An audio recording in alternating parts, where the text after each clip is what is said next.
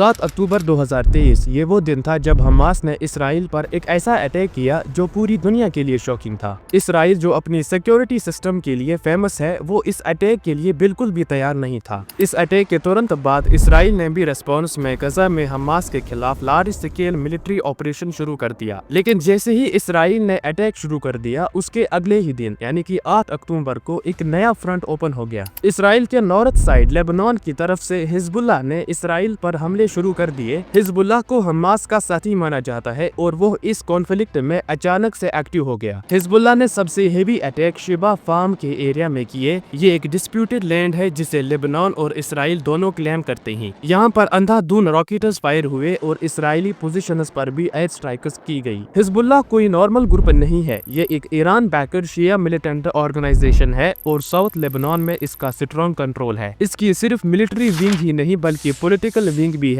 Lebanon की parliament में इसके अराउंड 13 रिप्रेजेंटेटिव्स मौजूद हैं। 8 अक्टूबर को जब हिजबुल्लाह ने अटैक किया तो इसराइल ने भी जवाब में लेबनान साइड एयर स्ट्राइक शुरू कर दिए। सिर्फ 2 दिन के अंदर इसराइल एक ऐसी सिचुएशन में आ गया जहां वो 2 फ्रंट वॉर लड़ रहा था, साउथ में हमास और नॉर्थ में हिजबुल्लाह। 11 अक्टूबर को इसराइल को समझ में आता है कि हिजबुल्लाह कितनी सीरियस प्रिपरेशन के साथ आया है। उस दिन हिजबुल्लाह ने heavy artillery shells, anti tank missiles और ड्रोन्स के जरिए इसराइल के नॉर्दर्न एरियाज पर प्लानिट अटैक शुरू कर दिए। इसी दौरान एक और डेंजरस न्यूज आई। रिपोर्टर्स आने लगी कि हिजबुल्लाह के around 20 fighter jets north Israel में घुस सकते हैं, बिल्कुल वैसे ही जैसे 7 अक्टूबर को हमास ने किया था। जैसे ही ये न्यूज फैली तो पूरे नॉर्थ इसराइल में अलार्म्स और सायरन्स बजने लगे। इसराइली फोर्सेस ने पब्लिक को कहा कि आप तुरंत शेल्टर्स में चले जाओ। बाद में आर्मी ने यह क्लियर किया कि ये एक फॉल्स अलार्म था जो ह्यूमन एरर की वजह से हुआ था। लेकिन अब तक लोग ऑलरेडी डर चुके थे। नॉर्दर्न इसराइल में रहने वाले लोगों ने कुछ दिन पहले ही हमास का मैस्केर देखा था और अब हिजबुल्लाह के हेवी अटैक्स भी चल रहे थे।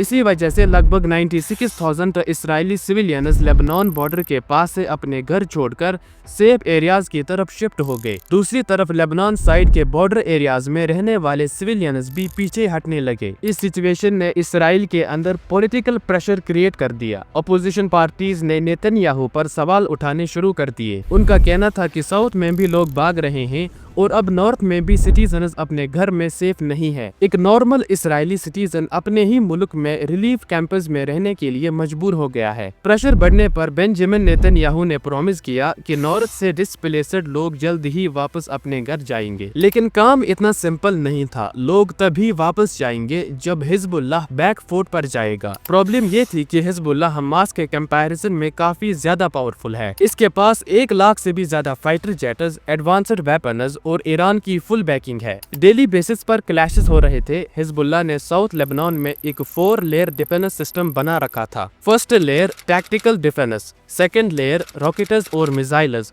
Third layer command and control, fourth layer top leadership. इसी बीच इसराइल ने इंटेलिजेंस वॉरफेयर स्टार्ट कर दी। पेगासस जैसे एडवांस्ड सर्वेलेंस सॉफ्टवेयर का यूज करके हिजबुल्लाह के लीडर्स के फोन्स को ट्रैक किया जाने लगा। उनकी लोकेशन, स्ट्रेटेजी और अटैक प्लान सब कुछ मॉनिटर होने लगा और जिसका बहुत बड़ा फायदा होता था इसराइल को। जैसे ही किसी बड़े लीडर की लोकेशन कंफर्म होती तो इसराइल गाइडेड मिसाइल्स का यूज करके डायरेक्ट स्ट्राइक करता था। कई हिजबुल्लाह कमांडर्स जो वॉर जोन में मौजूद नहीं थे बल्कि लेबनान या सीरिया में बैठे हुए थे, उन पर भी मिसाइल्स गिरने लगी। इसी तरह ये फाइट एक बॉर्डर वॉर नहीं रही बल्कि एक हाई टेक इंटेलिजेंस वॉर बन गई, जहां हर कॉल, हर सिग्नल और हर मूवमेंट जिंदगी और मौत का फैसला बन चुकी थी।